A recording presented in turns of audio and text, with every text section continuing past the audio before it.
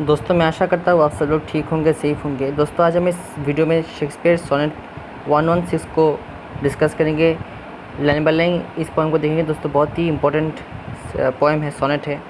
चलिए दोस्तों वीडियो को स्टार्ट करते हैं। वीडियो को स्टार्ट करने से पहले तो प्लीज़ सब्सक्राइब कीजिए, उसके बाद बेल आइकन को प्रेस करके ऑल के ऑप्शन को क्लिक कीजिए। Thank you. चलिए वीडियो को स्टार्ट करते हैं, let's begin.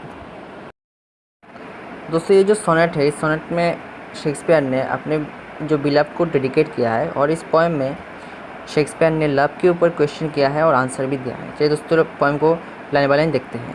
Late me not to the marriage of true minds admit impediments. इस तरह का मतलब दोस्तों शेक्सपियर बोलना चाहते हैं कि शेक्सपियर उस मैरिज को नहीं मानते जो मैरिज के बाद दो प्रेमी के बीच में बाधा आती है। वो मैरिज ही है नहीं जो प्रेम को हकीकत में तब्दील नहीं कर पाता। Love is not love.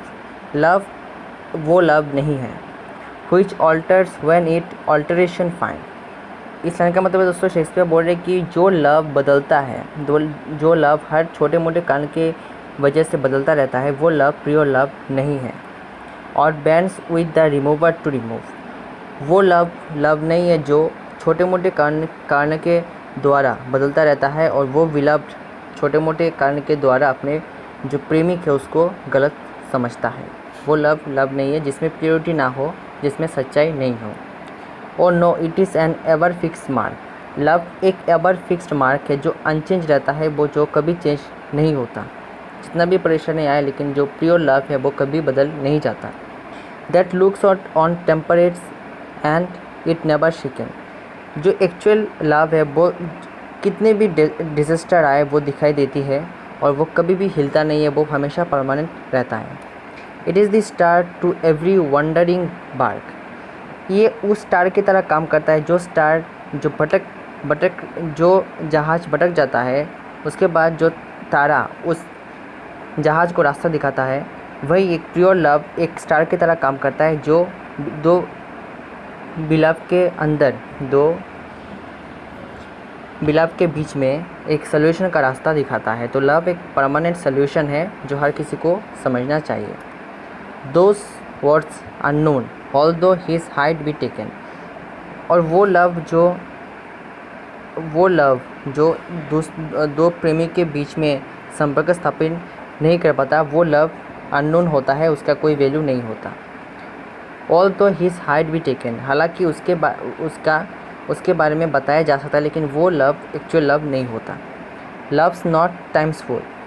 जो प्योर लव होता है वो कभी भी टाइम का गुलाम नहीं होता, टाइम के अंडर में वो चलता नहीं है। ट्रू लव हमेशा दो प्रेमिक के बीच में होता है। Though rosy lips and cheeks with in his bending sickles compass come. जो प्योर लव होता है वो हमेशा ही दो प्रेमिक के बीच में होता है। Rosy lips and cheeks with in his bending sickle compass come, और उसका कोई परमानेंट टाइम नहीं होता। Love alters not with his brief hours and week. जो लव होता है वो कभी बदलता नहीं है, वो टाइम के साथ और हफ्ता के साथ कभी भी चेंज नहीं होता, वो हमेशा परमानेंट रहता है। But bears it out. जो लव है वो हमेशा परमानेंट रहता है। Ever to the edge of doom till last, मतलब टिल लास्ट तक, जीवन का लास्ट टाइम तक जो प्योर लव है वो हमेशा परमानेंट रहता है।